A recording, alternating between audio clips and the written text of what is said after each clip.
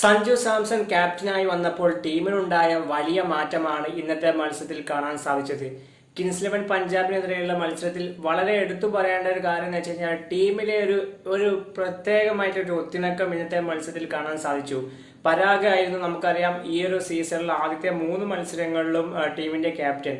എന്നാൽ ടീം ആവട്ടെ ഒരുമാതിരി രീതിയിലായിരുന്നു. ഫീൽഡിങ്ങിലായിക്കോട്ടെ, പരാഗാവട്ടെ, ബോളർമാരെ യൂസ് ചെയ്യുന്ന രീതിയാവട്ടെ, പല സമയത്തും അദ്ദേഹം പതറ്റിക്കാവുന്ന അവസ്ഥ നമുക്ക് കാണാൻ സാധിച്ചിട്ടുണ്ടായിരുന്നു. പരാഗിനെ മാത്രം നമുക്ക് ബ്ലെയിം ചെയ്യാൻ പറ്റില്ല. കാരണം പരാഗ് അധികം എക്സ്പീരിയൻസ് ഇല്ലാത്ത ക്യാപ്റ്റനാണ്. പിന്നെ IPL ഫസ്റ്റ് ടൈമാണ്. പക്ഷേ സഞ്ജു സാംസണ് അദ്ദേഹത്തിന് ക്ലിയറൻസ് കിട്ടി, ക്യാപ്റ്റനായി മടങ്ങി വന്നു, വിജയം സ്വന്തമാക്കാൻ സാധിച്ചു. എവിടെയാണ് കളി ഈ വിജയത്തിലേക്ക് എത്താൻ നിർണായക കാര്യമായത്? Power play.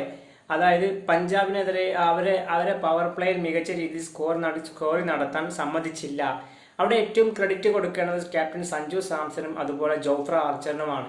കാരണം സഞ്ജു സാംസൺ എടുത്തിട്ടുള്ള തീരുമാനം, അതായത് നിരന്തരം ശ്രേയസ് അയ്യർ സ്ഥിരമായിട്ട് ജോഫ്ര ആർച്ചർ പല സമയത്ത് വരുന്ന സമയത്തും അറ്റാക്ക് ചെയ്യും. പല സമയത്തും ഇന്ത്യ ഇംഗ്ലണ്ട് മത്സരങ്ങളിലൊക്കെ വൺ ഡേയിൽ കളിക്കുന്ന സമയത്ത് ശ്രേയസ് അയ്യർ പല സമയത്തും ജോഫ്ര ആർച്ചർ അറ്റാക്ക് ചെയ്ത് കളിക്കുന്ന ഒരു പ്ലെയറാണ്. അപ്പം ആ ജോഫ്ര ആർച്ചർ തന്നെ അയ്യർക്കെതിരെ ബോളിങ്ങിലേക്ക് കൊണ്ടുവരാൻ സഞ്ജു എടുത്ത തീരുമാനമൊക്കെ വളരെ മികച്ചതായിരുന്നു. അതുപോലെ സ്റ്റോയിനസിനെതിരെ സന്ദീപ് ശർമ്മയെ കൊണ്ടുവന്നതൊക്കെ വളരെ മികച്ച തീരുമാനം എന്ന് തന്നെ പറയേണ്ടിയിരിക്കുന്നു.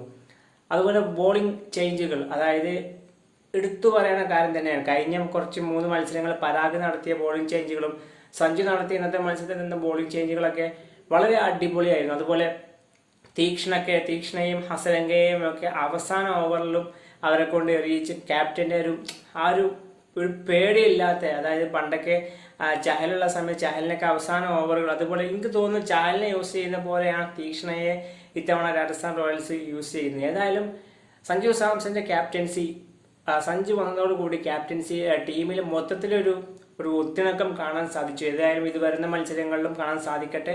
ഇതുമായി ബന്ധപ്പെട്ട നിങ്ങളുടെ അഭിപ്രായം എന്തായാലും വീഡിയോക്ക് താഴെ കമന്റായി രേഖപ്പെടുത്തൂ.